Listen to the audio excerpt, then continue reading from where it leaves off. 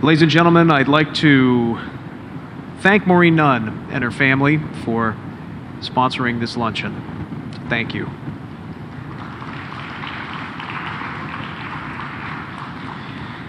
And allow me to round out today's commemoration and conference and policy discussion by introducing Judge Robert Bonner.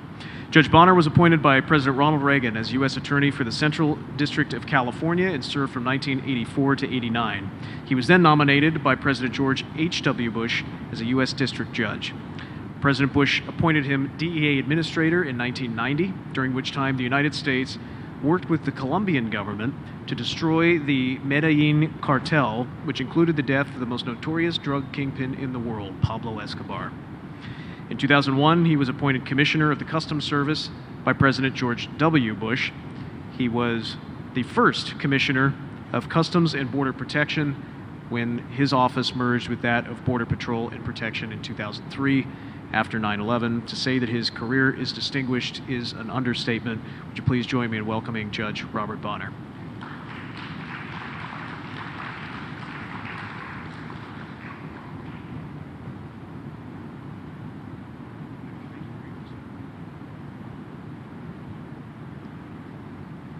And thank you, Jim, for that nice introduction, and thank you for this opportunity to speak at this program that's highlighting President Nixon's role in the creation of the Drug Enforcement Administration and also his role in combating harmful and addictive drugs. Back in 1971, when President Nixon was president, as a very young lawyer, I was appointed to be an Assistant United States Attorney assigned to the Criminal Division of the U.S. Attorney's Office here in this federal district. And that meant, among other violations of federal law, I prosecuted federal narcotic trafficking cases, illegal importation and distribution of drugs that violated federal law, that violated the newly enacted Controlled Substances Act of 1970. Most of my cases back then were cases investigated by agents of a federal law enforcement agency that was called the Bureau of Narcotics and Dangerous Drugs, or BNDD.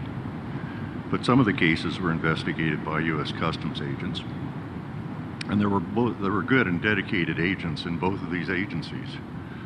But I did wonder why there were two federal law enforcement agencies investigating drug trafficking. I mean, I asked myself, is this the most effective way to attack drug traffickers and their organizations? Well, let me just say this, President Nixon was way ahead of me.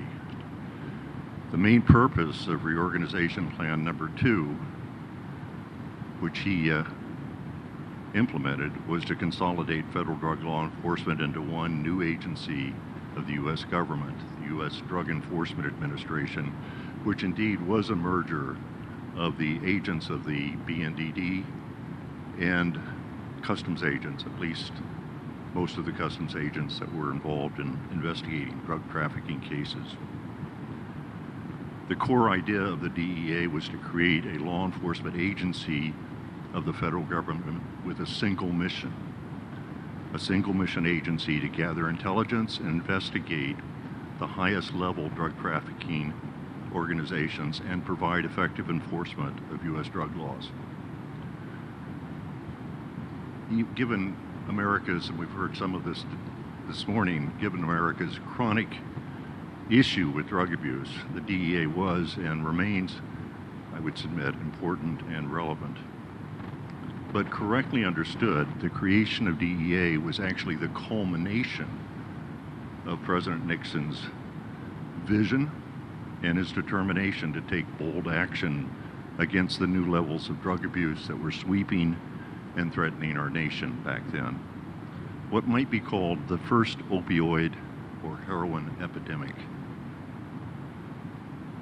We are, in case you're wondering, in the middle of the second one, which is far worse, likely because our government has, I would submit, miserably failed to take the decisive action needed to stem it earlier.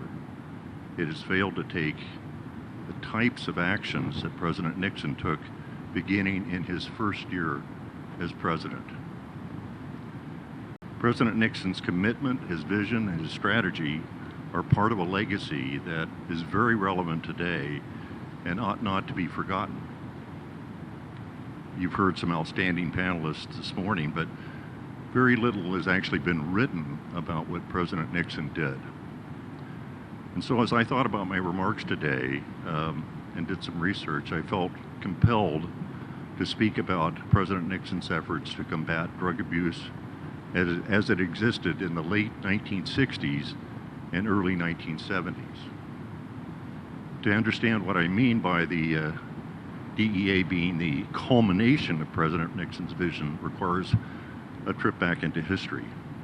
You heard some great panelists earlier this morning talk about it, but I'm going to try to pull it together a bit here.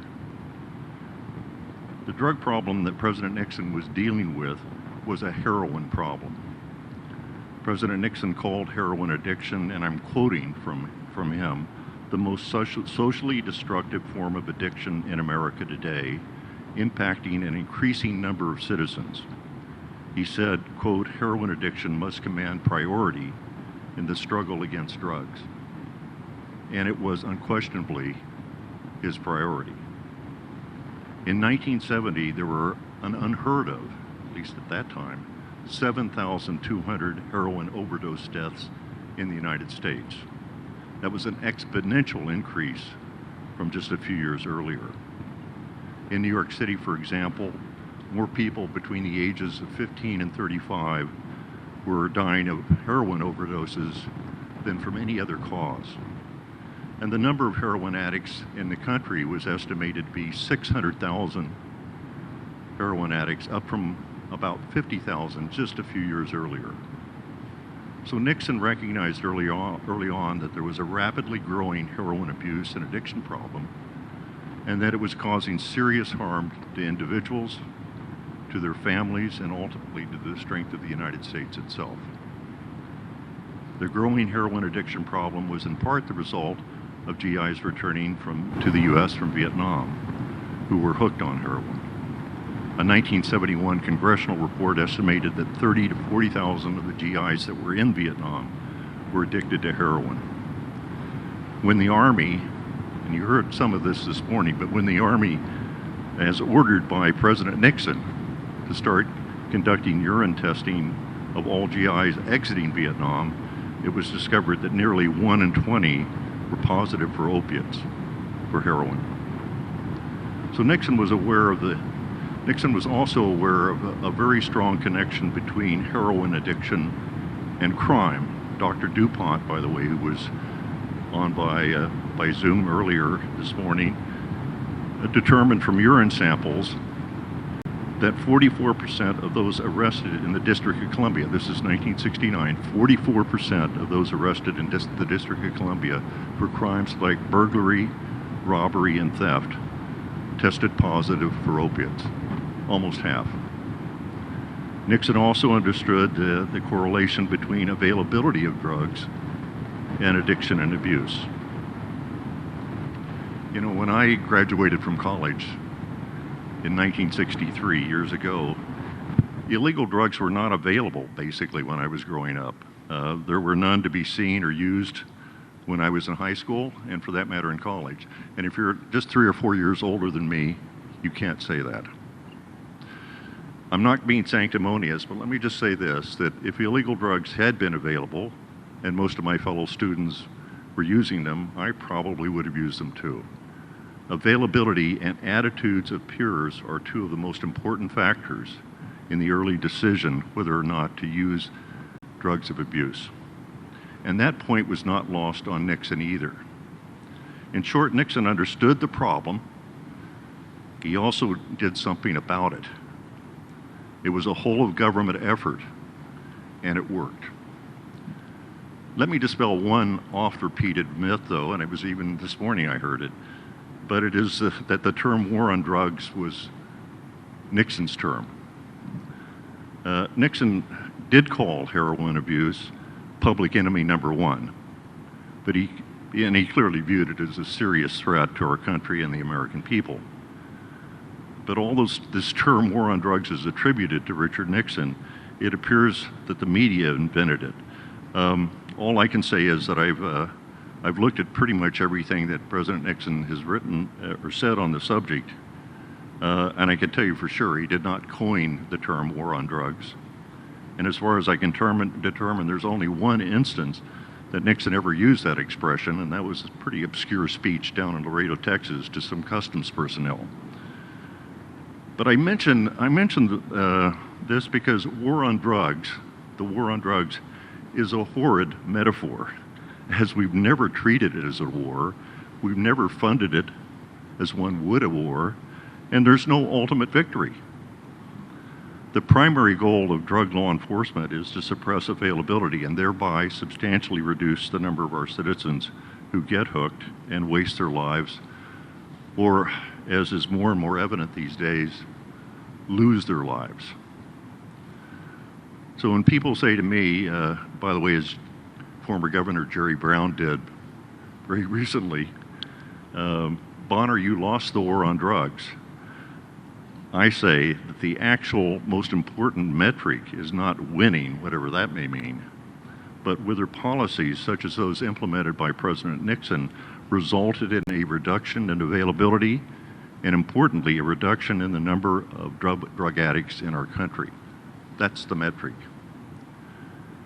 To accomplish that metric requires an understanding of the problem, but also a strategy to achieve the goal, in Nixon's case, of reducing the Americans dependent on and addicted to heroin. And then it required executing a strategy. Nixon, and of course he was aided by his staff, studied the problem, and he was a strategic thinker. Don't we wish all presidents were strategic thinkers? Nixon's strategy was two-pronged and was laser-focused on reducing the number of heroin addicts in our country. And that strategy was, and this is going to surprise many people, first, to provide treatment to heroin addicts. That's the demand side. And secondly, to use law enforcement and international diplomacy to dramatically reduce availability in the United States. That's the supply side. Nixon put it succinctly in classified cables, by the way, they're unclassified now, to heads of state like the President of France and others. He said, heroin addiction, quote, is such a grave threat that I have initiated a comprehensive program to reduce the flow of illegal drugs into this country, to eliminate their sale and rehabilitate drug users, end quote. The key to success of the Nixon strategy was President Nixon himself and his leadership. He used the full powers of the presidency, and he was hands-on. Developing a comprehensive drug control law was also an important piece, like DEA, of a strategy. And yes, Richard Nixon got that done too. Early in 1969, President Nixon tasked the Justice Department to examine the diverse patchwork of federal drug control and drug enforcement laws, and he got passed the first comprehensive federal drug law designed to both target and regulate the availability of harmful drugs. And it was, I think it's been mentioned, it was the Controlled Substances Act of 1970. Nixon got the Controlled Substances Act enacted with a Congress that had a 75-seat Democratic majority in the House and a 14-plus Democratic Senate majority in the Senate. Oh, for a return to the days of bipartisanship. Some would no doubt be surprised that Nixon's Controlled Substances Act eliminated mandatory minimum sentences for drug trafficking. Mandatory minimums did not return under federal law until the Drug Abuse Act of 1986. So Nixon got the law he needed, and he created a single mission federal agency devoted to drug law enforcement and focused on availability. And he put into place the first, what I would call the first truly national drug control strategy for this country. But did it work? As I noted earlier, America did not have much of a heroin problem if you went back, let's say, before 1965. But by the time Nixon became president, there had been a 12-fold increase in the number of heroin addicts in the country as I indicated, up to 600,000 or so by around 1970. Let me just start with the treatment prong of Nixon's strategy, even though that was the most discussed point of the program earlier this morning. After becoming president, Nixon heard about a physician in Illinois, Dr. Jerome Jaffe, and Dr. Jaffe was one of the few at the time nationally recognized experts in the treatment of heroin addiction. Nixon invited him to the White House, and based upon his conversation with Dr. Jaffe, realized that the United States government must provide treatment to people addicted to heroin. Nixon said, and I quote, "Heroin addiction is, quote, a problem that demands compassion and not simply condemnation for those who become its victims," end quote.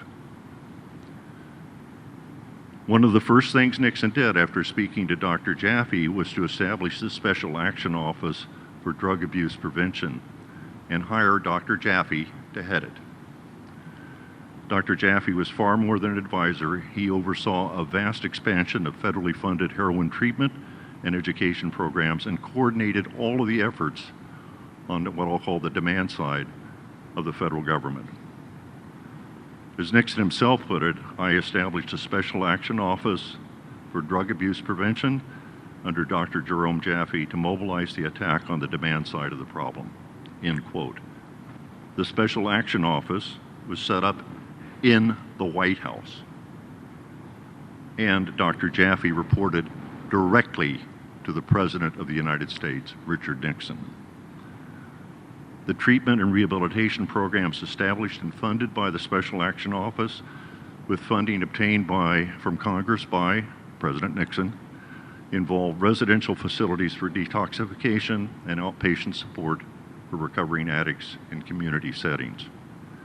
To this end, Nixon obtained funding and expanded heroin treatment. As part of his commitment to treatment, all the veterans' hospitals across the United States were required to establish inpatient and outpatient treatment programs for former servicemen addicted to heroin and other drugs. He also obtained $265 million in funding from Congress for grants to public and nonprofit private organizations to provide treatment to persons addicted to drugs. That would be the equivalent of about $1.9 billion in today's dollars. One question that Nixon put to Dr. Jaffe: what could be done about GIs that were returning from Vietnam to the U.S. addicted to heroin? And as you heard, by the way, this morning, Dr. Jaffe recommended that every GI before returning provide a urine sample. If a GI tested positive for opiates, he was required to stay an extra 2 weeks in Vietnam to detox. He was sent to a detox center in Vietnam. Not only does this assure that GIs did not return home hooked to heroin, but it also had a deterrent effect on other GIs because nobody wanted to stay in Vietnam an extra 2 weeks. Brilliant idea. Nixon ordered the military to implement it, and it did.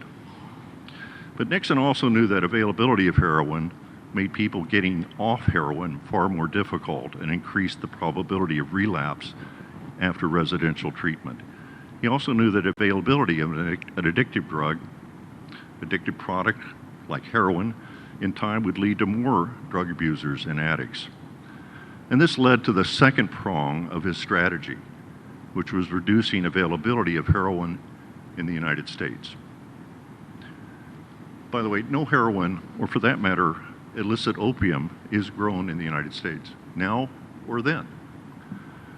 So back then, where was most of the heroin that was so widely available? And it was widely available in New York City and pretty much every major urban area of the country. Where was it coming from? In a word, France. At least most of it. This was, forget the movie for a moment, this was the French Connection. DEA's predecessor agency, the BNDD, had several overseas offices in Paris, Ankara, and elsewhere, which collected intelligence.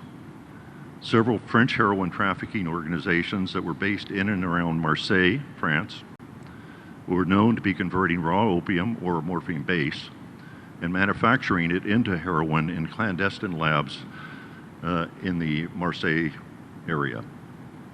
They then smuggled it to the United States and sold it to wholesale distributors in the US, and ultimately it was sold to heroin abusers and addicts in our country. Virtually all the raw material, the raw opium used by the French trafficking organizations, was illicitly grown in Turkey and smuggled from there into France. The DEA actually knew the identity of most of the leaders and key players in the French trafficking organizations, but as drug traffickers will do, they had corrupted many of the local officials and police in the Marseille area, and they operated with impunity. Nixon did two things that largely eliminated the availability of heroin in the United States. First, he got the French to go after and destroy the French heroin trafficking organizations. And second, he got Turkey to end the growing of illicit opium poppy. That was the raw material for heroin. Even one of those two feats, let me just tell you, would be a monumental foreign policy coup. But he did both of them. And he did them, they were effectuated in less than 2 years. In late 1969, let me talk about France for a moment. In late 1969, first year of his presidency, Nixon sends a personal note to French President Georges Pompidou about his concerns, Nixon's concerns about heroin, and that note was followed up in February 1970 with a heads of state meeting between President Nixon and President Pompidou in Washington, D.C. By the way, this is the first time Nixon and Pompidou had ever actually met in person.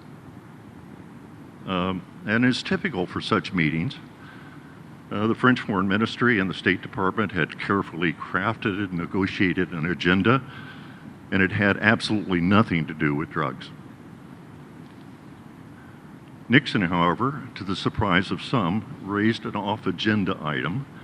He told Pompidou in substance about his concerns about the manufacturing and distribution of heroin by criminal organizations based in France, and he asked Pompidou to do something about it.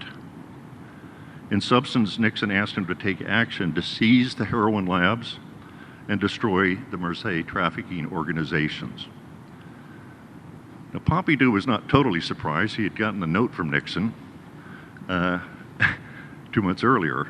But the important point is that President Pompidou not only committed to cooperating with the United States, especially DEA's predecessor agency, the BNDD, with respect to sharing intelligence, but importantly, to using the French national police, the police judiciaire, and the French justice system to destroy heroin trafficking organizations and their clandestine labs. The DEA, by the way, supplied the police judiciaire with intelligence regarding the Marseille organizations, and it took about a year of electronic surveillance and investigation by the French National Police, working with DEA. By the way, the judiciaire police were dispatched from Paris, weren't the police there in Marseille. It took about a year, but all the heroin labs were located and destroyed.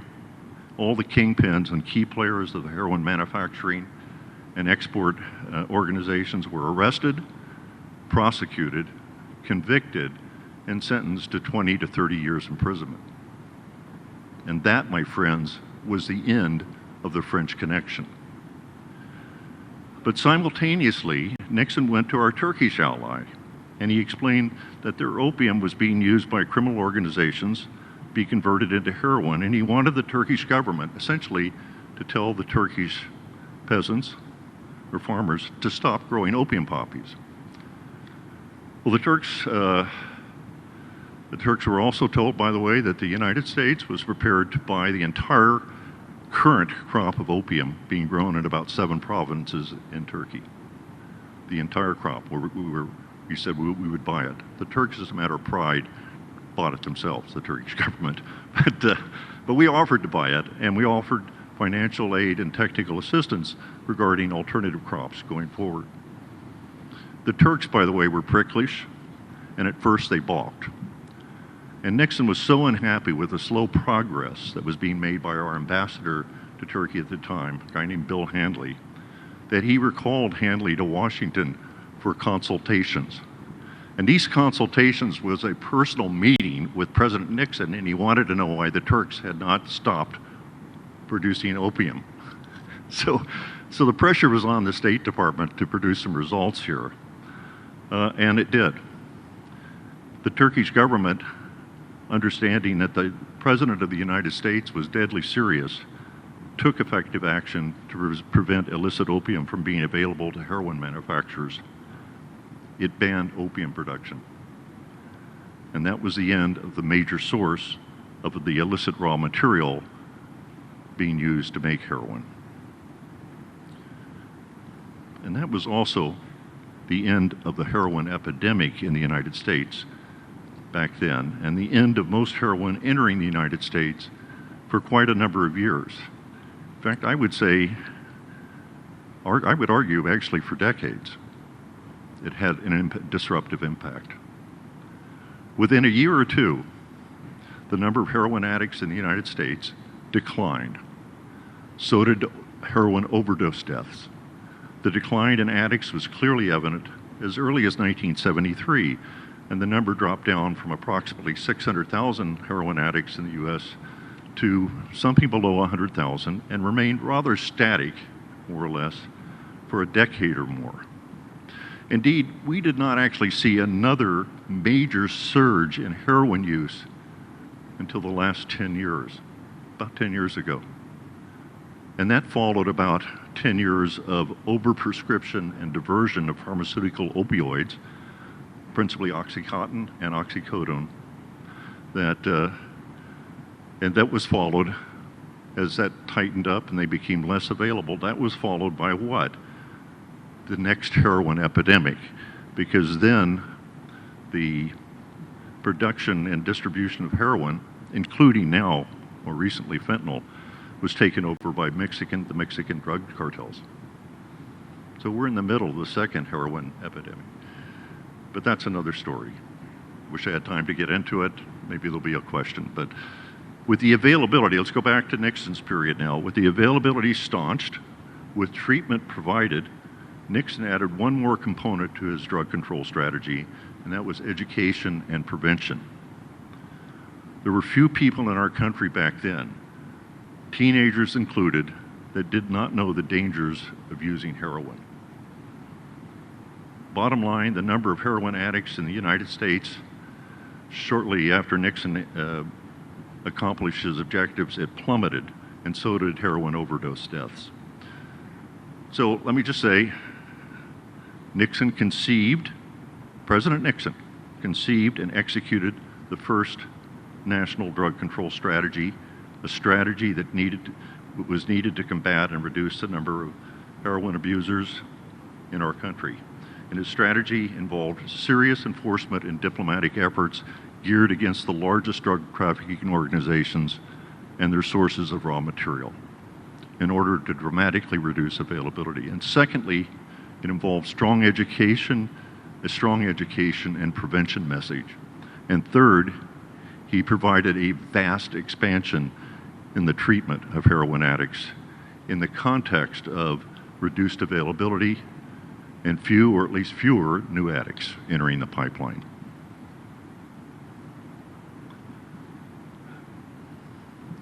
I think I know the question that you would ask at this point, and the answer is no, the effort was not sustained after Nixon prematurely left the presidency. And within a decade, we witnessed the avalanche of cocaine and the devastating cocaine crack epidemic of the 1980s into the early 90s. But let me just conclude by saying, whether one likes or dislikes Richard Nixon, there is little doubt that he was indefatigable in his defense of this country and its people. The many books and papers that have been written about him often describe his reaching out to China, negotiating the first SALT treaty with the Soviet Union, ending the war in Vietnam, creating the EPA, and of course, Watergate. These overshadowed many other things he did, including using his office and the power of the presidency to enhance treatment for drug addiction, halt opium production in Turkey, and collapse the French Connection, and thereby dramatically reduce the number of Americans addicted or who would have otherwise become addicted to heroin. And in so doing, President Nixon gave us the roadmap for dealing with drug abuse and addiction. And we need to get back to it. Thank you.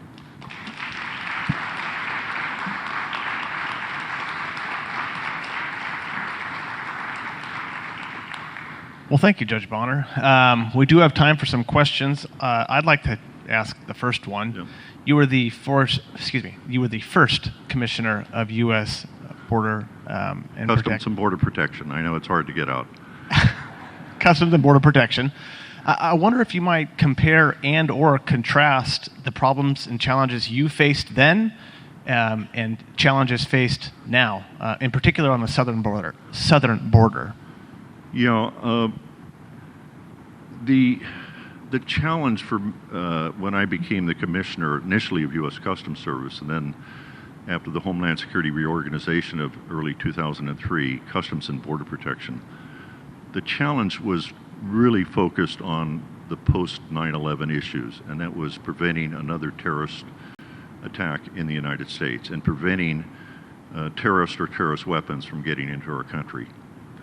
And I'll just say we were laser focused on that. And it was amazing how much could be done, including a merger, by the way, of Border Patrol with Customs and some other, the other border elements. So that's really what I was focused on. But you're asking me, what was the drug problem? You know, at the time, in 2001, if we went back in that slice of time, you know, I think America, you know, when America kind of gets okay, we'd first of all, by the 1990s, early 1990s, we destroyed the Medellin cartel. The Colombian National Police, with the help of DEA, had crushed the Medellin cartel. Within a couple of years later, the Cali cartel was decimated, and we were at a point where the cocaine crack epidemic seemed like in the distant past. It was in the rearview mirror. There wasn't really a bad heroin problem in the country. We were concerned, I think, with some meth, but that was mainly being locally produced by Hells Angels and people in mom and pop labs and so forth. We weren't in a bad place, actually. And it wasn't until, I would say probably, I'm going to say around 2005, don't hold me to that year exactly, but we started to see this phenomena of these big pharmaceutical companies really pushing hard and expanding the manufacture and production of opiates. And this is OxyContin. I mean, by the way, the Sackler family gets everything it deserves, but it wasn't just the Sackler family. Let me tell you that. There were other pharmaceutical companies that were involved in this. And DEA's efforts to try to push back, I wasn't an administrator then, maybe Michelle was here, DEA's efforts to push back against this, and DEA made efforts to try to reduce the amount that was being produced and so forth. The pharmaceutical companies, they went to Capitol Hill, they got their congressmen in line, they pushed back against the Justice Department, that pushed back against DEA. And so what should have been done right then wasn't done. But what happened was, of course, as we started to realize finally after 6-7 years that we had a hell of a lot of people in our country addicted to opioids that were being legitimately manufactured and diverted or overprescribed. When we finally started to do something about it, that left a vacuum, and the heroin, you know, the Mexican drug cartels, which had been pushing cocaine across the border, they started manufacturing heroin again. White heroin, by the way, not the old Mexican brown heroin that I dealt with when I was an assistant United States attorney. This is pure white heroin, but it's being produced by potentially two Mexican trafficking organizations. And so they stepped into the void with heroin, and then they found out it was a lot easier easier to smuggle fentanyl. And so that's where we are now. All that took place in the last decade. But we've got, I think, just a horrid heroin, opioid, fentanyl epidemic. And it's not just fentanyl. It's true that more people are dying of fentanyl because of its potency, but we have a lot of people that are addicted to opioids in our country. And if somebody would listen to my speech back in Washington about the Nixon strategy, they might actually start understanding what they need to do about it. Sorry, that was a long-winded answer, and it wasn't even directly responsive to your question, Well, Jim. you ended with the Nixon strategy, so I'm very happy. So, thank you so much for being here, Judge Bonner. It's really a pleasure and a privilege to hear you speak. But we're sitting here today, and I met two people whose son's daughter have died from a fentanyl overdose. What can we, sitting here today, do about this fentanyl heroin problem? Okay. Well, if you were taking the Nixon strategy, the first thing you would say is we need to have a strong diplomatic effort against the drug organizations. We need a diplomatic effort to get, in this case, Mexico, not France, to take serious action against the drug trafficking organizations that are producing both the heroin and the fentanyl that's coming to the U.S. I can tell you what those organizations are. They're the Sinaloa cartel and the New Generation Jalisco cartel. So, okay, but the first thing would be you have to have a president who's committed, takes this job, is serious about doing something. The most important part about the Nixon strategy was the personal commitment of the president himself to this problem. And so we need leadership at the highest level, and that's the presidency.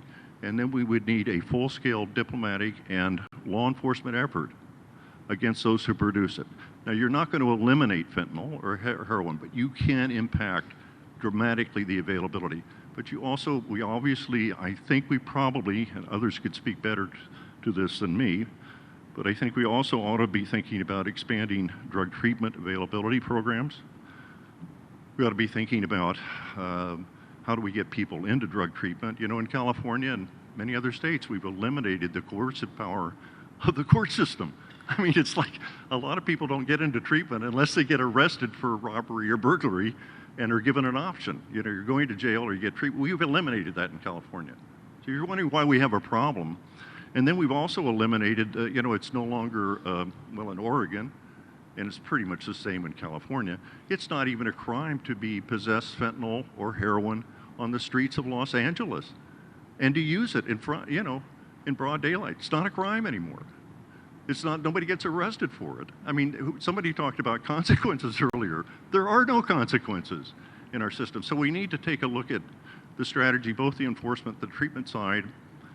And, I think that, what happened to drug education and prevention? I mean, to me, I can remember, from my days in the Reagan Bush 1 administration, there were the Partnership for Drug-Free America. There were people out there putting a message out that was getting to people about it's not such a great idea to use cocaine or crack or crystal meth, one of the nastiest drugs I think ever invented, and it is a synthetic drug. That's also supplied by the Mexican drug cartels to the United States.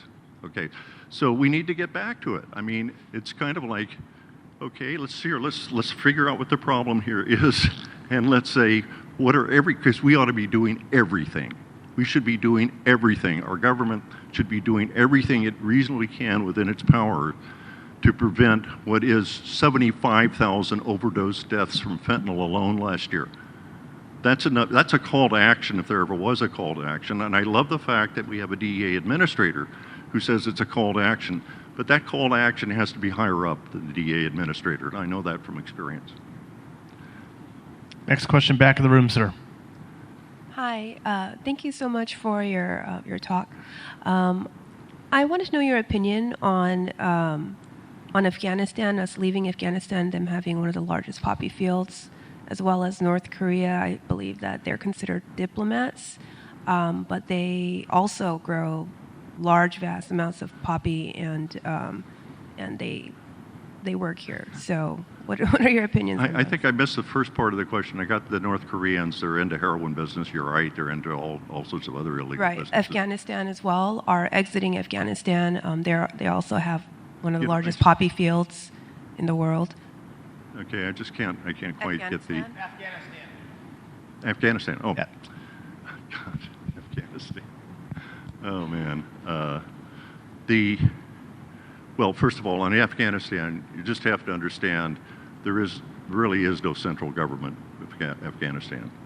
So this is an extraordinarily difficult problem to eliminate poppy and scoring of poppies and opium gum and the whole issue. Most of that heroin actually is going to Europe, actually, rather than the U.S. But it's that's a problem. I actually think our focus probably should be on the major manufacturer and distribution, but I would put pressure on the sources of supply of raw materials. That's also important if you're trying to weaken and disrupt organizations that are the principal producers or manufacturers of in this case, the harmful addictive product. By the way, the State Department's always been a big believer, and I never bought into it, but a big believer in eradication of poppy and so forth. It's not to say it's not worth trying, but it's kind of like this. If you wanted to eliminate, I don't know, Chevrolet Volts, and you didn't want any more Chevrolet Volts, coming into the United States or being sold or used here, what would you do? You'd destroy General Motors, right? You would cut off its source of cash flow. You would bring pressure on it. You would arrest its key leaders and operatives. This is the kingpin strategy, by the way, that the DEA has implemented and would continue to implement. That's where you would focus your effort, because they're the ones that are capable of producing these. I mean, we're talking about multi-ton quantities of crystal meth, heroin, large amounts of fentanyl. So you want to crush the other organization. It's pretty easy, by the way, it isn't that hard to do it. It's hard to do it only because those organizations right now are in Mexico, and Mexico is a very difficult country to deal with to get them to effectively take action against the drug cartels, partly because of corruption, partly because of intimidation, partly because these cartels actually control part of Mexico, and so forth. But anyway, you're talking about poppies, and okay, so I'm laughing because I remember it wasn't that long ago I was down in Sydney. I guess it's when I was the commissioner. And I'm doing Sydney Harbor, and there's this North Korean vessel they've seized. It had just dropped off 50 kilos of heroin offshore, and the Australian Navy had confiscated the ship. I mean, that's North Korea. I mean, I'm told that a large number of the ransomware attacks are actually sponsored by North Korea. This is a criminal organization in its own right. But I don't profess to have the expertise to figure out exactly what we should do. There are lots of complicated problems with North Korea, including getting the Chinese to take some concerted action with us and Japan and South Korea. So that's a big problem. But the point is, I wouldn't focus too much on opium poppy. I think what's amazing about this story is that Nixon actually got the Turks. I mean, they were saying, oh, look, this is going to be politically harmless. These are peasants. The votes are important. And yet he got the Turks to actually stop cold turkey opium production in Turkey. I mean, that's to me the amazing part of the story. And he did it because he was the president of the United States, and he was exerting the power of his office and influence to achieve an objective, and that is to reduce the availability of heroin in the United States. At the same time, provide treatment for people addicted. That's the amazing part of the story. But the other part of the story, though, I want you to focus on, everybody here, is the action that he took that resulted in the destruction of the Marseille heroin organizations. They're gone. And the question is, by the way, I put this question to Senator Moynihan, which has not been mentioned, but he was a big part of the White House team. He was a very young Harvard professor who Nixon brought in, kind of like Dr. Jaffe. I mean, he was a Democrat, he was an intellectual, and he was from Harvard, God forbid. And Nixon brings him in. And do you want to know who actually conceived of, I mean, Nixon did all of this himself, but who conceived of the idea of cutting off the supply of heroin to the U.S. and getting the French to do this? That was Daniel Patrick Moynihan. All right? But Nixon said, good idea, we're going to do that. And Nixon's the one that got Pompidou to do it. So that's the point of the story, is you can actually, if you bring down these organizations and, take out their labs too, they're not producing anything anymore, right? You've ended the production because they were the principal source of production. And you need to always, one thing we don't do very well, but in the United States government, I say that modestly, but one of the things we don't do well is to anticipate the next move. And you can always anticipate the next move, right? I mean, it took a long time for the heroin large quantities of heroin to come back in the United States. In fact, I would argue it didn't happen until about 10 years ago with the Mexican cartels. But you can always anticipate the next move, and you need to not only anticipate it, you need to do something about it, be ahead of the curve. And I think Nixon understood that, and if you were around today, I think maybe we'd be doing a little better on this problem than we're doing right now. Next question. Next question, Yes, sir.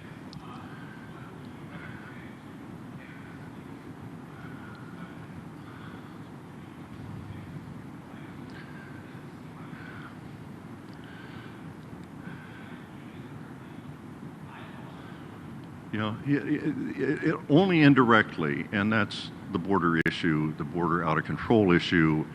But the border out of control issue, to me, the principal policy problem there is that you have very large numbers of people that are illegally entering the United States, who we don't know a lot about, and it's having some severe and disruptive impact in our country. So there's an argument for controlling the border that goes well beyond, and a lot of fentanyl's getting in.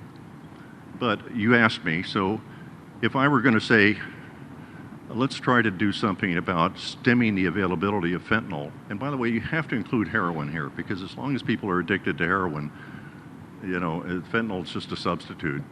So, but I would say one problem with fentanyl is that you can produce a much smaller quantity, but it has, it can be cut, and it has I think this, people that seem to know this stuff say it's at least 50 times more powerful than heroin at the same purity level.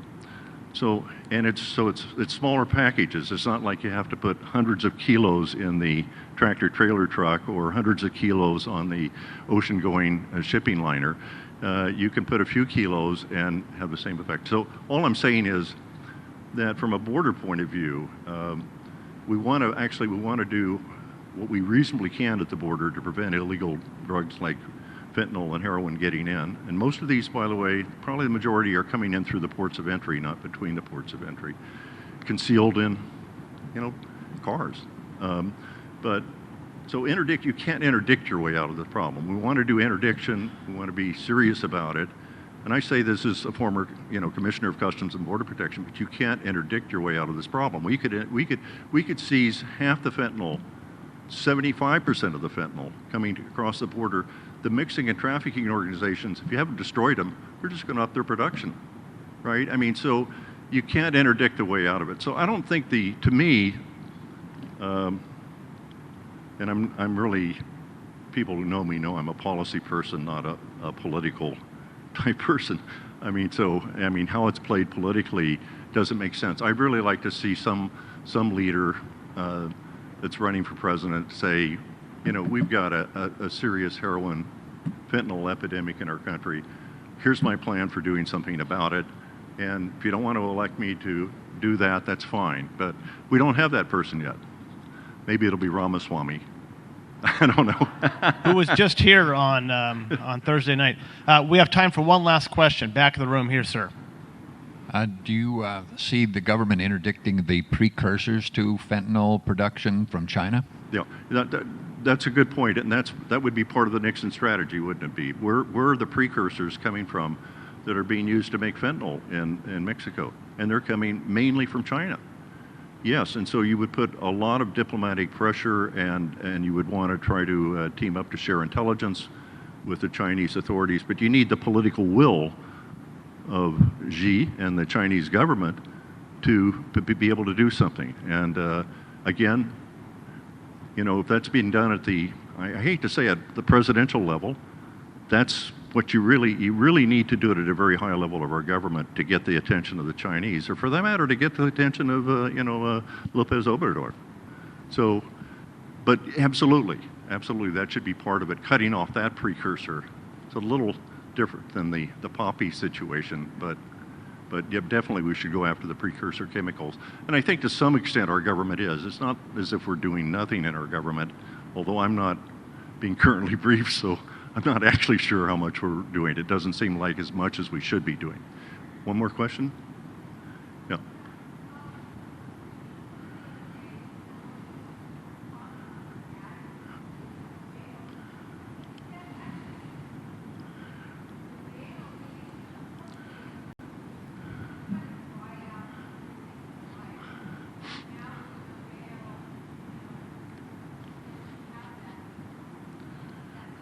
Yeah.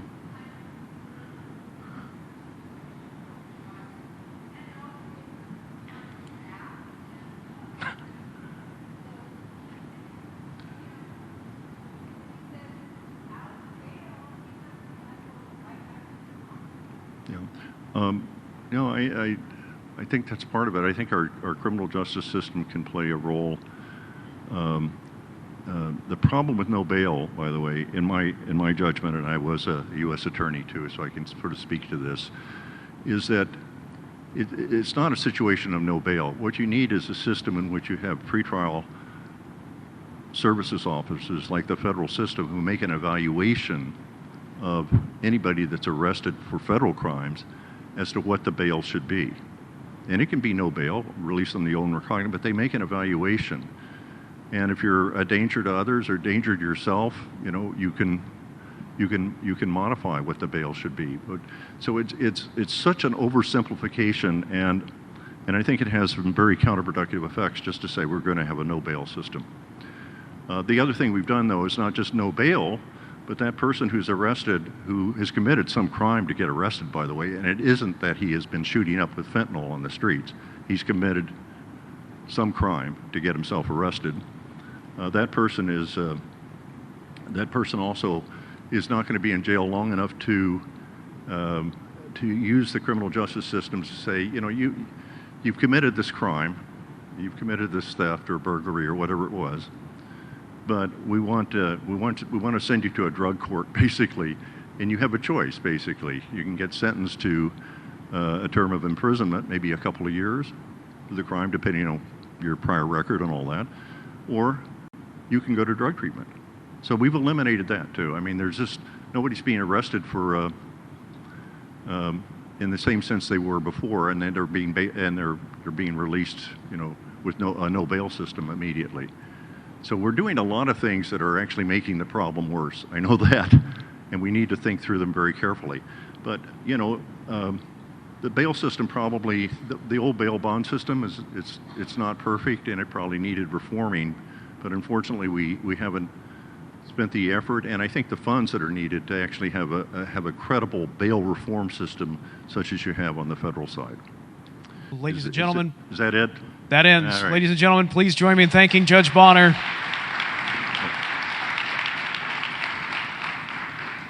I just wanted to recognize earlier Mike Antonovich, long-term LA County supervisor, who's way in the back there, but he's been one of my mentors over the years.